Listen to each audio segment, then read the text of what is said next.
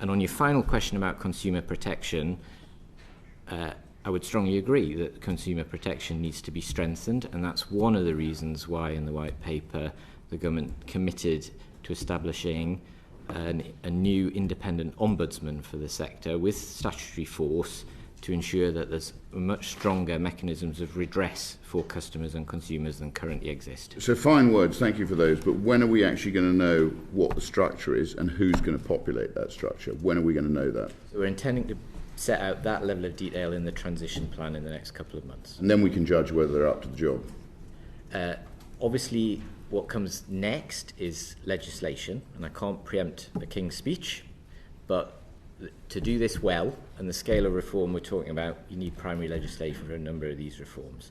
But we will be working with the regulators, we'll be working with the industry quite closely to make sure that as that detail is built up, we'll share all of that, and we'll obviously happily share that with the committee.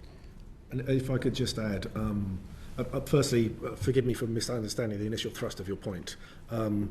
The system that is changing is one where 4 separate regulators are responsible for overseeing the sector. There are gaps and overlaps and inconsistencies and responsibilities, and that is a cause of the situation we now find ourselves in, and that is what the White Paper and the Transition Plan and the Bill, when they arrive, seek to address. If I could just pick up on your point about regulatory capture, that perhaps I would say this, but that's not what my organisation feels like to me. And if I look at some of the comments that I'm not blaming you, you've only been there for a nanosecond. I mean the history of it. I wouldn't blame you. You haven't been there long enough.